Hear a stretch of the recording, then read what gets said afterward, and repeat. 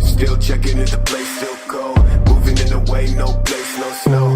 Straight chilling with my niggas and shiver. Thinking about South Lake.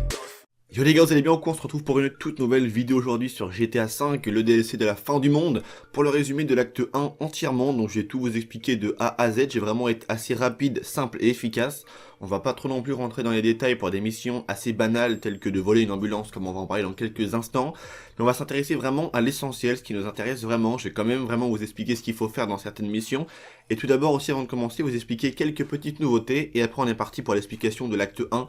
Du braquage de la fin du monde, qui est vraiment un braquage excellent et vraiment très passionnant. On est parti, bonne vidéo à tous. On est parti pour cette vidéo, on commence directement par le tableau de planification des premières missions pour le braquage. Comme vous le voyez, actuellement il y a une nouveauté qui est présente, c'est les missions préliminaires. On va devoir récupérer en question le matériel qu'on a aussi le choix soit d'acheter directement pour aller bien plus vite, ou soit comme moi j'ai opté pour cette solution là, d'aller tout voler, puisque comme ça coûte quand même beaucoup moins d'argent, parce qu'il est vrai que si tu peux te payer de matériel, t'as pas peut-être forcément besoin de faire les missions, mais même je trouve ça un petit peu mieux quand même de faire les missions qui sont vraiment super intéressantes. Donc une nouveauté pour les missions, ce qui se nomme des missions préliminaires. Ensuite on a une deuxième nouveauté qui elle est vraiment très intéressante. Rappelez-vous, avant dans les anciens braquages on était tout le temps forcé d'être obligé 4 joueurs. Donc soit tu étais avec un ami, donc 2 joueurs, c'était assez cool, c'était assez simple, mais il fallait obligatoirement 2 autres joueurs, donc étrangers que tu ne connaissais pas, avec lesquels tu ne pouvais pas parler, donc c'était vraiment une galère et une grosse galère. Mais là, nouveauté, les missions sont disponibles maintenant de 2 à 4 joueurs, ce qui veut dire que si tu as un petit poteau à toi avec lequel tu joues tout le temps, comme moi c'était le cas avec Captain, que je remercie d'ailleurs au passage, et ben on a fait tout de A à Z ensemble, et uniquement tous les deux, donc ça, c'est plutôt cool. On est parti, on commence directement avec l'explication des missions de A à Z, c'est le cas de le dire. On est parti les potos pour les missions. Comme j'ai dit au tout début, la première mission qui est assez simple, c'est le fait de voler directement une ambulance, donc qui s'appelle préliminaire matériel médical. Voler une ambulance du côté de Paleto Bay, donc ça reste relativement simple. Et ensuite bien sûr de ramener l'ambulance au complexe, donc ça on a un peu le même genre d'habitude, je vais dire, avec les missions également du bunker ou toutes les missions annexes que l'on peut faire dans le jeu, de ramener un véhicule d'un point A à un point B, donc c'est vraiment super simple. Ensuite on commence avec une mission elle qui est vraiment un peu plus intéressante, qui s'appelle Coursier mort, qui est une mission où on doit très simplement se rendre, notamment avec l'ambulance, on va dire un peu en infiltré dans la morgue, pour aller récupérer des données dans une clé USB. On va également aussi fouiller un peu des cadavres. D'ailleurs la manière dans laquelle les personnages fouillent un peu les cadavres, c'est vraiment assez spécial, tu vois, ils tapent vraiment sur le corps, ça nous a fait d'ailleurs beaucoup rire avec Captain. Et on doit simplement en fait récupérer des données. Après il y a un petit problème, la clé USB n'est pas sur les cadavres comme c'est un peu normal, hein, puisque les cadavres ne sont plus dans leurs vêtements, je veux dire, normaux, tu vois, ils sont en habit maintenant de mort, c'est le cas de le dire. Et en fait, on va devoir monter dans un bureau, en fait, d'un médecin, pardon, légiste, et ensuite aller devoir rechercher et copier les données en question, et ensuite s'envoler avec nos amis qui, pendant ce temps-là, eux, étaient en train de se munir d'un gros hélicoptère, et ensuite on va devoir rentrer simplement chez nous, comme c'est le cas pour beaucoup de missions. Donc ces deux premières missions, pardon, sont relativement simples, ça reste assez basique. Vous allez voir que les missions qui vont suivre est surtout l'une des dernières quasiment, elle, vraiment super intéressante. Maintenant on passe à la mission de préliminaire de la Deluxo, donc la voiture de retour vers le futur, qui elle est vraiment magnifique. On va devoir se rendre dans une propriété avec des gardes du corps, il y en a vraiment beaucoup, et on va devoir tous les éliminer pour récupérer ensuite une clé d'un garage, rentrer dans le garage et voler donc les Deluxos. C'est vraiment quelque chose de super cool, cette mission, elle est vraiment plutôt extrêmement simple, on va pas se mentir, mais elle est vraiment assez intéressante puisque c'est la première fois qu'on va conduire ce véhicule. Et un truc qui est assez dingue, je vous montre d'ailleurs les images du gameplay en question, ce véhicule a une tenue de route qui défraie vraiment toute la chronique, c'est un truc de dingue, et il est vraiment magnifique ce véhicule, il me tarde vraiment de pouvoir l'acheter, parce que déjà rien que le petit bout de route qu'on a pu faire avec, c'est vraiment super intéressant, et c'est un véhicule qui lui est vraiment super efficace, il a une bonne vitesse, une bonne tenue de route, bref c'est vraiment un véhicule un peu coup de cœur je vais dire pour moi, pour ce DLC. Ensuite on commence avec la mission qui s'appelle de préparation signaux interceptés, encore avec la Deluxo. On va devoir essentiellement, encore une fois de plus, aller pirater des données, donc c'est vraiment une mission qui elle est plutôt assez cool, sauf que cette fois-ci on a encore une nouveauté, c'est qu'on va découvrir plus ou moins l'élément de lévitation du véhicule qui va nous permettre d'aller chercher des données sur l'eau à côté des bateaux, donc ça c'est vraiment un truc de dingue tu vois. Et ensuite on découvre une nouvelle nouveauté qui nous permet bien évidemment d'aller dans les airs et de suivre cet énorme cargo, je crois que ça s'appelle comme ça, ces avions là, et de récupérer des données. On peut aussi également tirer des missiles avec, mitraillettes, c'est vraiment un truc de dingue. Ce véhicule est vraiment extrêmement complet et je trouve que c'est l'un des véhicules les plus stylés de GTA V si je puis dire.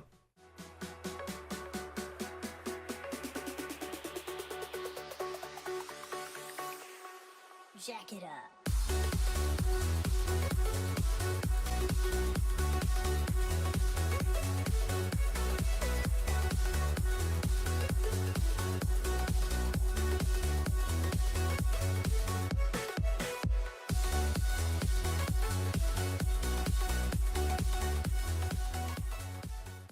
On est parti maintenant pour l'émission qui se nomme Préliminaire Akula, ou comme je l'avais dit en vidéo, et on le voyait également sur le trailer de ce fameux DLC du braquage de la fin du monde, il y a effectivement bien une mission de préparation, et là comme c'est le cas de préliminaire, dans le Fort Zancudo. On va devoir rentrer avec une autorisation spéciale, ce qui veut dire qu'on peut se rendre sans aucune étoile dans le Fort Zancudo, mais c'est un peu la même image que toutes les personnes qui ont acheté une propriété dans ce même fort. Ça veut dire que l'autorisation est assez restreinte et limitée, tu vois. Tu ne peux pas non plus te balader partout. C'est quand même quelque chose de normal puisque c'est quand même une base militaire, je le rappelle. Du coup, on va se rendre dans la tour du Fort Zancudo, on va monter. Et d'ailleurs, vous remarquerez que à l'aller, moi j'ai monté les marches comme un connard, comme vous l'avez remarqué sur le gameplay. Ça, on en parlera juste après. Vous allez voir qu'effectivement, qu'il y avait une alternative qui n'était pas à laisser de côté, qui m'aurait permis d'aller beaucoup plus vite. Donc une fois qu'on arrive en haut, c'est très simple encore une fois de plus, on récupère les données de localisation de l'appareil en question. Ça reste des missions relativement simples. Bon, je suis assez content mine de rien de rentrer dans le Fort Zancudo pour une mission, mais j'aurais aimé un petit peu avoir plus de mouvement, tu vois, un petit peu plus de nouveauté, quelque chose de dingue, que l'on voie une pièce auquel on n'avait jamais eu accès auparavant dans GTA, en tout cas c'est pas le cas. On a été relativement à des endroits que l'on connaît dans le jeu. Donc là, une fois que tu as récupéré les données, tu vas devoir redescendre, et comme tu remarques au tout début, moi comme un connard, excusez-moi du terme, mais il faut vraiment le dire, j'ai pris les marches, alors qu'en fait Captain pendant ce temps-là m'a dit que l'ascenseur était fonctionnel et qu'il marchait. Du coup, ce qui veut dire que l'ascenseur que l'on pensait, comme c'était le cas pour moi, puisque j'ai pris directement les marches, hein, je pensais que comme en solo, il était vraiment HS, il ne marchait pas, tu vois, il était inutile limite. Uniquement les portes s'ouvraient, on pouvait rentrer dedans, mais il n'y avait rien. Alors que là, non. Il y a une petite cinématique entre guillemets qui se fait et tu descends et tu réapparais en bas, donc c'est plutôt cool en tout cas qu'il soit fonctionnel. Et j'ai pas pensé également aussi à aller voir ce fameux ascenseur très célèbre du Fort Zancudo au niveau de l'endroit où apparaît la lumière qui est projetée par l'OVNI. J'ai pas pensé à aller voir si effectivement on pouvait descendre ou quoi, ce que je ne pense pas parce que dans tous les cas, si on est amené à devoir descendre ici, en tout cas je le ferai et je le serai après, dans les prochains actes de ce fameux braquage et DLC de la fin du monde. Pour l'instant je l'ai pas encore fait. On est parti maintenant les gars pour l'avant-dernière mission de ce fameux acte 1 du DLC braquage de la fin du monde. On va devoir avec l'Akula encore une fois de plus atterrir furtivement et se fondre un peu dans la masse, encore une fois de plus dans le même état d'esprit que pour la morgue. C'est un peu une mission d'infiltration, on va devoir s'infiltrer chez le Nose. Avec l'Akula, se poser sur le toit et ensuite buter tranquillement les personnes, donc les gardes, faire attention également aux caméras de vidéosurveillance. Donc les missions en elles-mêmes sont vachement super intéressantes, ça manque un petit peu de dynamisme parce que c'est pas vraiment du rentre-dedans, tu vois. Mais l'infiltration c'est plutôt cool, moi honnêtement ça me dérange plutôt, même pas vraiment du tout. Donc c'est quelque chose de vraiment super intéressant et je trouve que les missions, elles, sont vraiment super intéressantes. Ensuite on va descendre dans un endroit les gars dans lequel on n'avait jamais eu accès auparavant. C'est on va dire vraiment un endroit mais bardé de serveurs, il y en a vraiment partout. Où on va devoir encore une fois de plus et toujours récupérer essentiellement des données. C'est quasiment toujours la même chose dans cette première phase et l'acte 1 de ce DLC, mais en tout cas c'est vraiment super cool puisque l'on va accéder notamment à une pièce que l'on avait vu quelques images pendant ce fameux trailer du DLC, mais là on est carrément dedans, on va voir que c'est vraiment en fait des serveurs de dingue, il y a plein de choses. Pour vraiment ressortir de cet endroit, c'est un peu plus difficile, puisqu'en fait, à la toute fin, il y a vraiment énormément de monde, encore une fois de plus. Pas mal de flics, pas mal de mecs du SWAT et tout, il y a vraiment toute l'armée limite qui est là, tu vois, c'est un truc de dingue. Et tu dois ensuite te barrer avec ton acolyte et aller à l'aéroport de Trevor. Et une fois que tu es arrivé là-bas, Lester va t'appeler pour te dire quelque chose de vraiment super intéressant. Et va s'en suivre maintenant la phase finale de l'acte 1 du braquage. Nous voilà maintenant dans la toute dernière mission de l'acte 1 du braquage de la fin du monde sur GTA Online, donc elle est vraiment super intéressante cette mission, c'est vraiment la mission de dingue. Après justement que l'on ait ramené les fameuses informations, après s'être échappé du Nose et avoir dérobé toutes les informations dans leur parc de serveurs, c'est le cas de le dire, on va devoir en fait renvoyer ces informations à Clifford. Clifford qui est l'ordinateur super intelligent de Haven. Et Haven va dire que Clifford effectivement a trouvé quelque chose de vraiment super intéressant. Du coup on va se rendre encore une fois de plus à notre complexe, anciennement qui était lui aussi au gouvernement. Et là va se déclencher une nouvelle cinématique où on va apprendre beaucoup de nouvelles choses assez intéressantes. Comme quoi l'ennemi en question, cette personne qui veut déclencher vraiment une guerre atomique de ouf, tu vois, un truc de dingue, cherche aussi à rentrer en contact avec plus ou moins l'IAA et essaye de dérober des informations compromettantes à l'IAA. Du coup avec notre acolyte, On va devoir se rendre à un complexe secret de l'IAA, et trouvez-vous bien les gars, il se trouve très simplement et clairement à l'endroit des grosses paraboles dans GTA V que l'on connaît tous, ce qui veut dire qu'il y a une base et un complexe secret en dessous des paraboles qui appartient à l'IAA, donc c'est quelque chose de vraiment super cool. Je n'aurais jamais pensé rentrer un jour ou un autre dans cet endroit, et on voit quand même que Rockstar a vraiment intérêt, et est vraiment en train de retracer vraiment des endroits vraiment...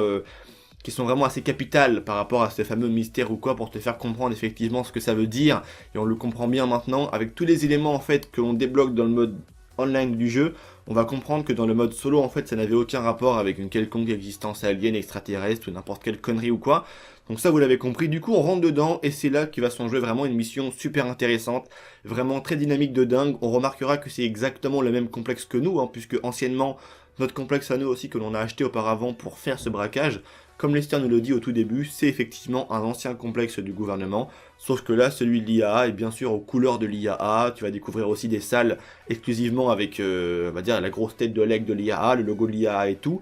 Donc c'est vraiment une mission qui, elle, vraiment est super intéressante. Elle est plus ou moins assez difficile, mais ça va encore.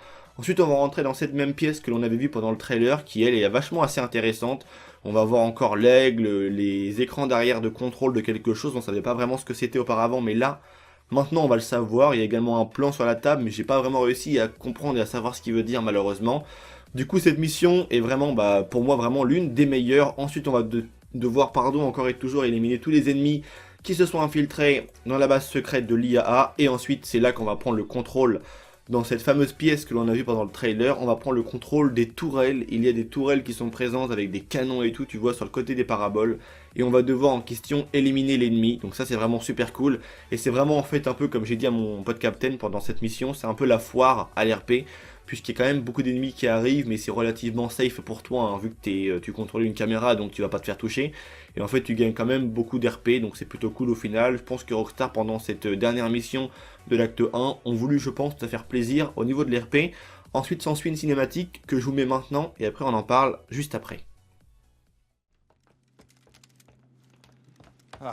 Everything's fine. I know these people. Oh, I'm supposed to be at a potluck. Who were they? What the hell is going on? These nice people saved us. Now, we don't know each other, by the way, me and them. If you think you know me, you don't. Who do you work for? Can I get this place on lockdown right now? Come on, you imbeciles! No, there is no potluck. I don't give a shit about your banana cream pudding. Maybe next time you'll listen to me. What's this cretin doing here? Saving your life once again, but for the covert operation I financed, you'd all be dead and the country would be in the hands of, well, who exactly? That's the problem. This place has more leaks than a thing you dry salad in. But who and why? Can I log on to Clifford here? Sure. It's Russians. We know it's Russians. This attack is one of their signature moves. That's the whole point, Mrs. Rackman. It's meant to look like Russians. We think it's not Russians because that would be too easy. Now, Clifford says that there's a 99% probability it is some Russians. Not Iran? Iran, no. Clifford says it's this man. Codename Bogdan, surname unknown. Russian agitator, hitman, and warmongerer. I'm not buying any of it. Well, someone just tried to kill you, and the data footprint tracks back to him. Look at the graphics. Okay. Can we get some people on this right away? Where's that buffoon? Which buffoon? The one who caused the assault by the museum. Can I get some support here? Let's get out of here. Thank you. Bye, both of you. Congressional medal. Big party at the Capitol. It's been an honor to serve. Oh, go fuck yourself. No, not you. Qu'est-ce qu'on apprend pendant cette avant-dernière cinématique de l'acte 1, puisque effectivement il y en a une toute dernière que je vous mettrai en fin de vidéo, mais je ne vais pas réagir par rapport à celle-ci, ça je le ferai dans la prochaine vidéo, dans l'acte 2 du braquage, puisque ça regarde vraiment beaucoup plus l'acte 2 que l'acte 1, on va dire au final. Du coup, pendant cette cinématique, on apprend beaucoup de choses assez intéressantes, on apprend notamment le nom de Madame Rackman, qui est cette femme que l'on a vu aussi interagir et avoir lieu également dans certaines missions dans le trailer du DLC. Après maintenant être sûr grâce à Clifford qu'il s'agit à 99%, on en est sûr maintenant d'un coup des Russes, et tout vient de cet homme qui s'appelle Bogdan, de surnom, on ne connaît pas sa véritable identité, mais c'est lui qui souhaite bien évidemment déclencher cette énorme guerre. Du coup on va dire que Après cette fin de mission, tu récupères ton argent, tout ça, donc ça on le connaît, à peu près 400 000 $ par tête de pipe. Enfin en tout cas moi j'ai partagé en deux avec Captain, donc 50-50. J'ai eu 400 et quelques mille $, donc après par 4, tu fais le calcul bien évidemment, ça dépend du nombre de joueurs. Maintenant s'ensuit une toute dernière cinématique que je vous laisse regarder pour la fin de cette vidéo. Quant à moi je vous laisse. J'espère que cette vidéo récapitulative de l'acte 1 vous aura plu, n'hésitez pas à donner vos avis dans l'espace commentaire, c'est tout pour moi, je vous dis à très bientôt les gars pour une toute nouvelle vidéo, c'était Vince, prenez soin de vous, parce que c'est vraiment ça le plus important, allez peace les gens. Here. Can I get some caffeine here? Vamos, people! You're late. If you worked for me, I'd fire you. We do work for you, and you can't afford to fire us. Very clever. We're trying to stop a global crisis, and you're quibbling about employment law. Remind me to explain why you never had a successful startup go ballistic. My God, you are annoying! I'm very successful. I can afford to be annoying. I date a lot. I'm a millennial. You're 38! I'm on the cusp. Don't try to put me in a box. This guy. Bonkers. We have a real problem here. Every time Clifford looks at the data, this is not good. I told you it wasn't good. I undersold it. This is the apocalypse, the doomsday scenario. Since we uncovered the mole, we realized tip of the iceberg doesn't do it justice. Tip of the big iceberg. There's Russian and Chinese agents at work all over the city. The president's been informed. The president's been misinformed. You don't understand what I'm saying. These fucking civil servants. Soul-crushing socialists, the lot of you. People like you hold people like me back. Okay, other than objectivism, what are we doing here? Well, sadly, I think he's right. There's a submarine off the coast. We have to find out what it's doing there. And then blow it up. No! That's exactly what they want. That's the war. Humanity's last stand. Mushroom clouds, fallout. 50 generations of living in caves before someone reinvents fire. I need your team to get on there. That and find out what happened to the missing agent. This man. Okay. Codename ULP was kidnapped last night. He was looking into data breaches in our department and was onto something. Now he's gone. Possibly dead. He's not dead. I'm sure of that. We're gonna need an Avenger if we're ever gonna get on that submarine. There's one in a hangar at LSIA. They keep keys to the hangar in the noose vans. Well, I'm gonna need riot vans too. I've got a plan here. Then start a riot and steal one. This cannot be traced back to me. I cannot believe I said that. All that fucking ethics training. And you need to get underwater somehow, undetected. Underwater, undetected? To find out about the security around the submarine before the assault. Okay, I know. Strombergs. These things. Yeah, all right, let me see if I can source a few. Got a couple here that are wrecked. Right here. So you got this. Yeah, sure. Just a little, World War to prevent. In that case, we don't need to know anymore. Let's go. All of you. Okay, just give me a minute. All right, there. That's everything. Plans there. Should be pretty obvious. I'll be in touch. Good luck.